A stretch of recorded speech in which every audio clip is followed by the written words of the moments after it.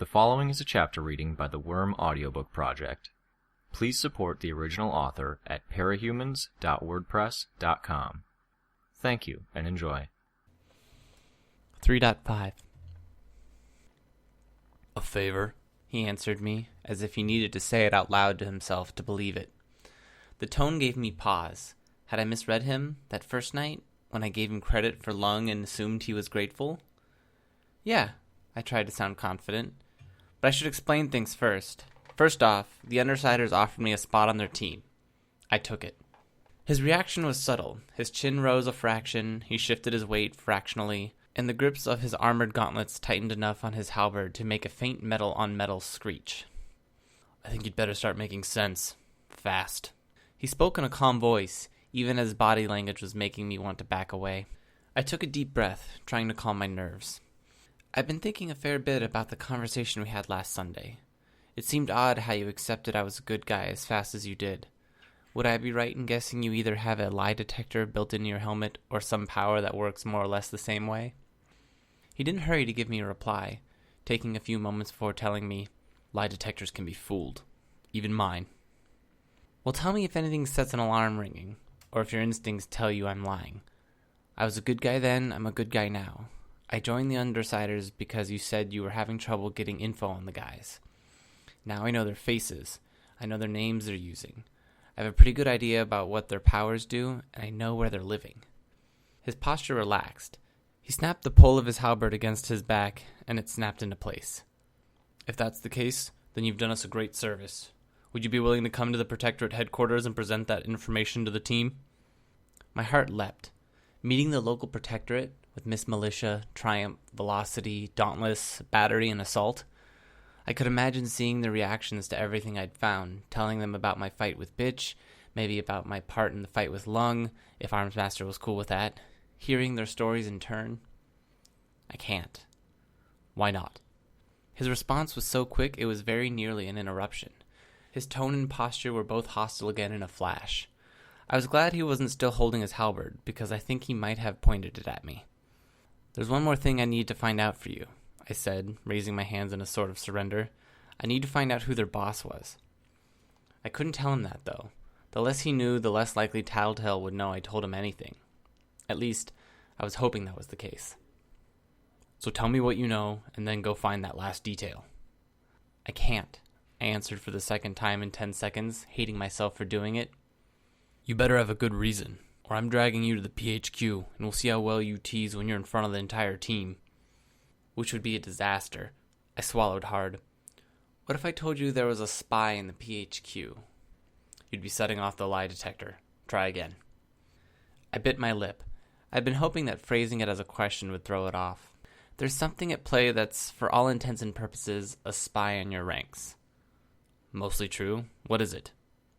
I can't be any clearer without them figuring out I told. Just my being here is really risky.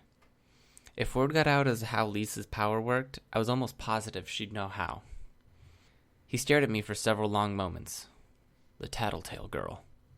Armsmaster had come to the conclusion more or less on his own. I hoped that was enough to keep Tattletale from drawing a connection to me. Still. Fuck. He stared off towards the PHQ for a few long moments. Without looking at me, he asked, So you're not willing to provide any concrete information. Why did you call me? They're planning something. Don't want me to help them.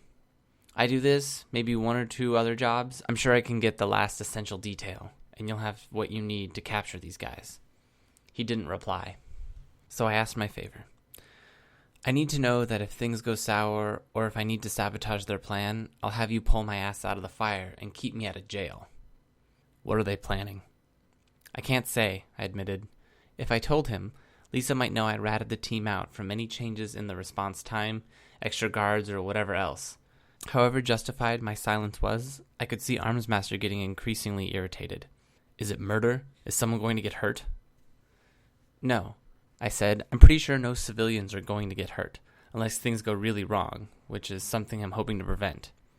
He frowned, then stopped gazing out the window to look straight at me.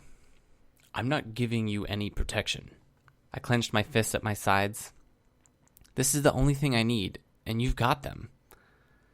You're a stupid girl, Armsmaster said. He gave me a moment to let the words sink in.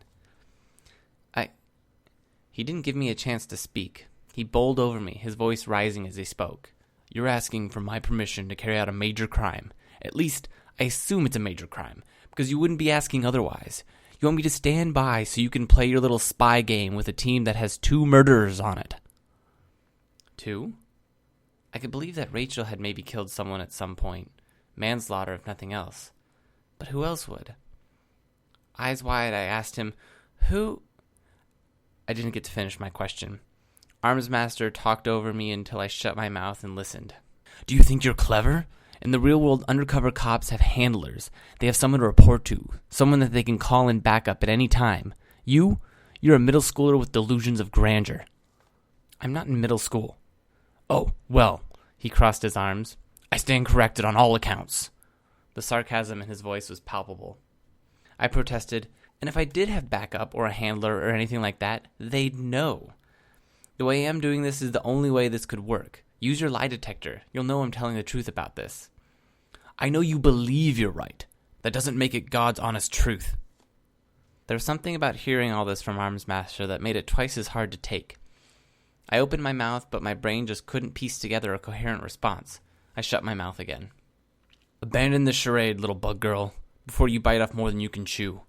Tell me what you know, right now, then go home. I don't care if you put your costume away for good, or if you sign up for the wards, but don't go back with the solo act. That's my recommendation." That stung. I tried again. "I gave you lung, full credit. You can't give me the benefit of the doubt?" "You gave me a dying man," Armsmaster bellowed, startling me. "That was on my shoulders. I had to put up with 2 days of losing command of my team, 2 days where they confiscated my halberd and power armor. I was interrogated, all of my equipment taken apart and checked, all because you couldn't resist using your bugs to give that man a fucking near-lethal dose of poison." His attitude from the beginning of this meeting had been hostile. Now I understood why. I held my ground. "That's not my fault," I told Armsmaster, my voice strained with anger. I gave voice to a suspicion that had been nagging at the edge of my consciousness since I'd heard about Lung being hospitalized. "I didn't dose him with enough venom to kill him. What I think is the tranquilizers you pumped into his system knocked out his ability to heal, which is what let the poisons do as much damage as they did." We glared at each other, as much as people can exchange glares when they can't see one another's eyes. Still, it wasn't hard to imagine the expression on his face. "If you contact me again, you'd better be prepared to answer every question I have. Beyond that, I'm not condoning anything about what you're trying to pull. You're on your own." I would have been happy to storm off, or offer my own angry parting words, except there was something else I needed from him. On the assumption that he'd take me up on my offer, I thought I'd ask as a last, minor favor. Now I was put into a situation where I might have to beg a man I really wanted to punch in the face. I paused, trying to find the words. "I'm asking you to please not tell anyone we met tonight. No records, on paper or computer. Don't do anything different because of what you learned tonight. I know I can't make you. I don't have anything to offer you, besides the information I'm going to get. But if these guys get wind that I met you, it's going to go really badly for me. You made your bed. You have to lie in it." "No." I shook my head, furious he was being so mule-headed. My fist clenched. "Don't toy with me here. Maybe you don't agree with what I'm doing, but I started this because I wanted to do you a favor. The least you could do is not screw with me on this, and get me hurt or killed because your fucking rep got a smudge on it." I regretted my words as soon as they left my mouth, but I could hardly take them back. "Fine," he decided, then dismissed me. "You can go now." It was a dick move, that last bit, because I was following his orders if I listened, and it made me look bad if I didn't. Still, if there was any upside to the bullying I'd endured out of costume, it was that I could handle the little maneuver of bullies and assholes when I was in costume too. I left and didn't have to think twice about it. I was pissed, and it was a lot easier to be pissed at Armsmaster than it was to be angry with myself. This hadn't gone the way I planned. I didn't even know if that fine of his was an agreement to do as I'd asked, or if I was royally screwed the next time I went to meet with the Undersiders. There were 2 ways I could respond to this. I could either drop the plan and put away my costume like Armsmaster wanted, or I could pull off the undercover gig and prove him wrong. Fuck it. I was going to rob the hell out of that bank. I'd win the trust of the Undersiders. I was going to figure out who was running the show, and then I was going to hand over all the info to Miss Militia. I was thinking, not arms master.